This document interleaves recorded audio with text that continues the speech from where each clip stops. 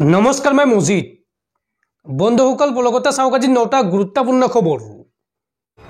প্ৰথমটো খবৰ পঞ্চায়ত নিৰ্বাচনক লৈ বৃহৎ ঘোষণা ৰাজ্যত আহি পালে পঞ্চায়ত নিৰ্বাচন বহাগ বিহুৰ মাজতে ৰাজ্যত অনুষ্ঠিত হ'ব পঞ্চায়ত নিৰ্বাচনক লৈ মুখ্যমন্ত্ৰীয়ে কৰিলে বৃহৎ ঘোষণা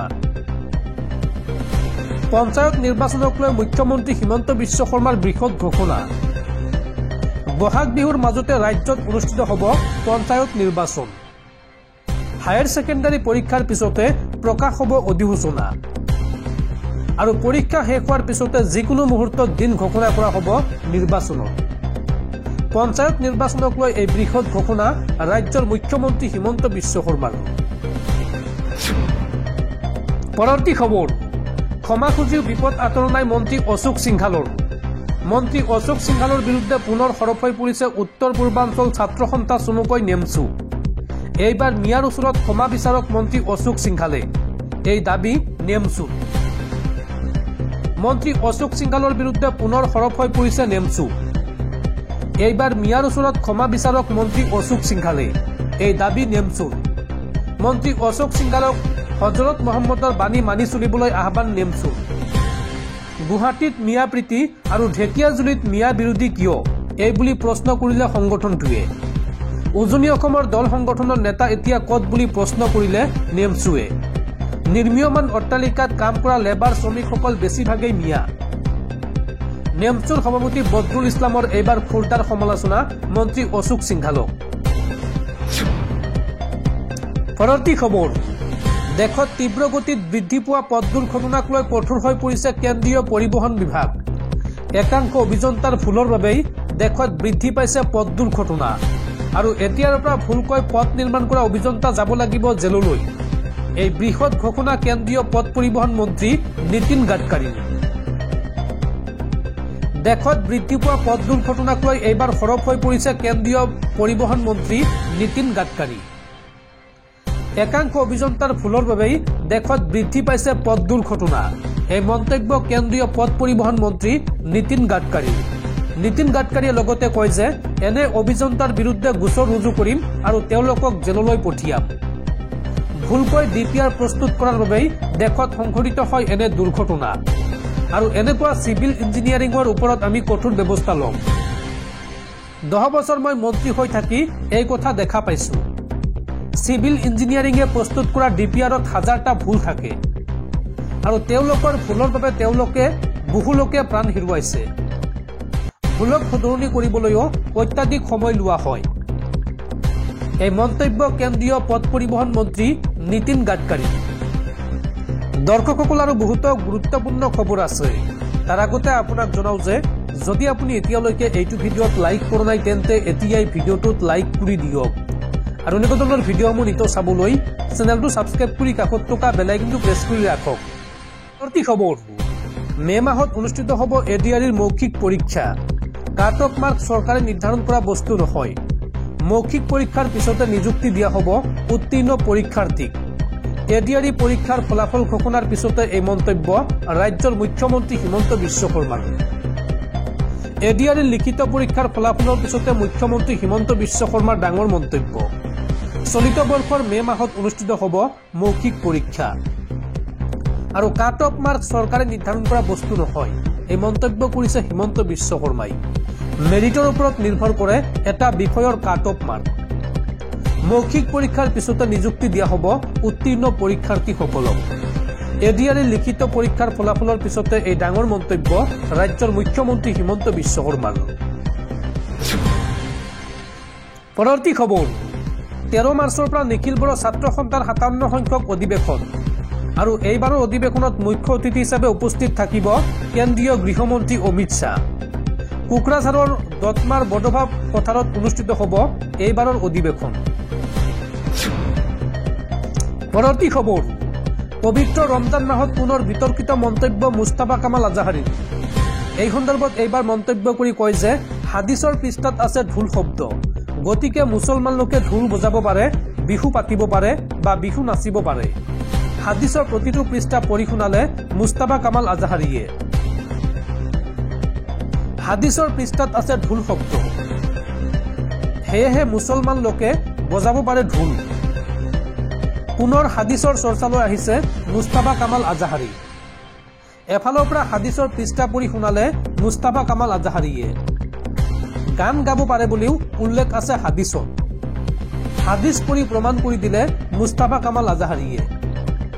হজৰত মহম্মদৰ শ্বশুৰেক আবু বক্কৰে বাধা দিছিল গান গাবলৈ, আৰু সেই সময়ত হজৰত মহম্মদে ধমক দি গান গাবলৈ দিছিল অনুমতি। এই মন্তব্য কৰে মুস্তাফা কামাল আজাহাৰীয়ে। তেওঁ লগতে কয় যে কুৰাণৰ বাণী বিশ্বব্যাপী আছে। কুৰাণৰ দৃষ্টিভংগীত হিন্দু মুছলমান সকলো এক বিশেষ অনুষ্ঠানত ভাগ লৈ এই মন্তব্য কৰে মুস্তাফা কামাল আজাহাৰীয়ে। পৰৱৰ্তী খবৰ, 2026 অকলে বিধানসভা নিৰ্বাচনত প্ৰতিদ্বন্দ্বিতা কৰিব AIUDF দলে। নিৰ্বাচনত কাৰো লগত মিত্ৰতা নকৰে AIUDFে। AIUDFৰ এক গুৰুত্বপূৰ্ণ সভাত এই ঘোষণা আমিনুল ইছলামৰ। 2026 অকলে বিধানসভা নিৰ্বাচন খেলিব AIUDF দলে। নিৰ্বাচনত কাৰো লগত মিত্ৰতা নহয়। ৰাজ্যৰ 35টা সমষ্টিত অকলে নিৰ্বাচন খেলিব AIUDFে। আৰু পঞ্চায়ত নিৰ্বাচনতো অৱতীৰ্ণ হ'ব আজমল বাহিনী। কোনো দলৰ সৈতে মিত্ৰতা নকৰে AIUDFে। AIUDFৰ এক গুৰুত্বপূৰ্ণ সভাত এই ঘোষণা আমিনুল ইছলামৰ। পৰৱৰ্তী খবৰ, গুৱাহাটীত পুনৰ সংঘটিত হৈছে শোকাবহ পথ দুৰ্ঘটনা। শিক্ষয়িত্ৰীৰ গাড়ীৰ খুন্দাত এগৰাকী 4 বছৰীয়া শিশুৰ মৃত্যু হৈছে। গুৱাহাটীৰ পাথৰকুঁৱৰীত সংঘটিত দুৰ্ঘটনাক লৈ শোকাকুল পৰিৱেশ। গুৱাহাটীৰ পাথৰকুঁৱৰীত সংঘটিত হৈছে ভয়ংকৰ পথ দুৰ্ঘটনা। এগৰাকী শিক্ষয়িত্ৰীৰ গাড়ীৰ খুন্দাত মৃত্যু হৈছে এগৰাকী 4 বছৰীয়া শিশুৰ। মৃত শিশুটিৰ নাম ৰেশমা খাতুন। ৰাস্তাত খেলি থকাৰ সময়তে গাড়ীয়ে খুন্দিয়ালে শিশুটি। নাৰেংগীৰ পৰা পাথৰকুঁৱৰীৰ দিশে আহিছিল এই বাহনখন। আৰু ইতিমধ্যে আৰক্ষীয়ে গ্ৰেপ্তাৰ কৰিছে শিক্ষয়িত্ৰী দীপিকা পেগুক। পৰৱৰ্তী খবৰ, ৰাজ্যজুৰি NHMৰ কৰ্মীয়ে কৰি থকা প্ৰতিবাদক লৈ প্ৰথমটো প্ৰতিক্ৰিয়া প্ৰকাশ কৰিছে ৰাজ্যৰ মুখ্যমন্ত্ৰী হিমন্ত বিশ্ব শৰ্মাই। হিমন্ত বিশ্ব শৰ্মাই এই সন্দৰ্ভত কয় যে নিযুক্তিৰ সময়ত তেওঁলোকক যি কোৱা হৈছিল সেই অনুসৰি তেওঁলোকক দৰমহা দিয়া হৈছে আৰু প্ৰতিমাহে তেওঁলোকক দৰমহা দি থকা হৈছে। ইয়াত প্ৰতিবাদ কৰাৰ কোনো কথা নাই। এই মন্তব্য মুখ্যমন্ত্ৰী হিমন্ত বিশ্ব শৰ্মাৰ। NHMৰ কৰ্মীয়ে প্ৰতিবাদ কৰাক লৈ মুখ্যমন্ত্ৰীৰ প্ৰথমটো প্ৰতিক্ৰিয়া। মুখ্যমন্ত্ৰীগৰাকীয়ে এই সন্দৰ্ভত কয় যে NHMৰ কৰ্মীয়ে প্ৰতিবাদ কৰাৰ কোনো কাৰণ নাই। এনে কৰ্মীসকলে মাহে মাহে দৰমহা পাই আছে। নিযুক্তিৰ সময়ত যি প্ৰতিশ্ৰুতি দিছিলো তেনেকৈয়ে পালন কৰি আছো। আমি কাকো প্ৰতাৰণা কৰা নাই, বৰঞ্চ তেওঁলোকৰ দৰমহা বঢ়াইহে দিয়া হৈছে। এই মন্তব্য ৰাজ্যৰ মুখ্যমন্ত্ৰী হিমন্ত বিশ্ব শৰ্মাৰ। পৰৱৰ্তী খবৰ, দৰং জিলাৰ যান বাহন পৰিদৰ্শক হেপী গগৈক চাকৰিৰ পৰা নিলম্বন। MBI হেপী গগৈক বাহনৰ পঞ্জীয়ন আৰু অনুজ্ঞাপত্ৰ প্ৰদানৰ জালিয়াতিৰ অভিযোগত চাকৰিৰ পৰা নিলম্বন কৰা হৈছে। পৰৱৰ্তী খবৰ, ব্ৰহ্মপুত্ৰৰ মাজত হঠাৎ হাহাকাৰ। ব্ৰহ্মপুত্ৰৰ বুকুত আবদ্ধ এখন যাত্ৰীবাহী জাহাজ। গুৱাহাটীৰ পৰা মধ্যমখণ্ড ঘাটলৈ যাত্ৰা কৰা MV জাজি জাহাজত ভয়ংকৰ অঘটন। মহাবাহু ব্ৰহ্মপুত্ৰত পুনৰ অঘটন। শতাধিক যাত্ৰী কঢ়িওৱা MV জাজি নামৰ জাহাজত অঘটন। গুৱাহাটীৰ উমানন্দৰ সমীপত আবদ্ধ যাত্ৰীবাহী জাহাজ। জাহাজৰ ফেনত সোমাই পৰিছিল মাছমৰীয়াৰ জাল। গুৱাহাটীৰ পৰা মধ্যমখণ্ড ঘাটলৈ যাত্ৰা কৰিছিল এই ফেৰীখন আৰু MV জাজি নামৰ জাহাজখনত আছিল শতাধিক যাত্ৰী।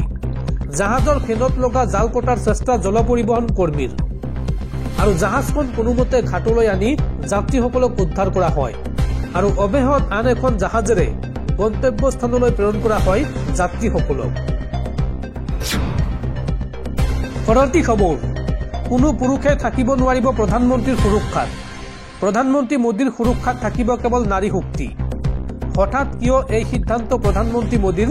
চাওঁ আহক। প্ৰধানমন্ত্ৰী নৰেন্দ্ৰ মোদীৰ সুৰক্ষাৰ বাবে এইবাৰ থাকিব কেৱল মহিলা।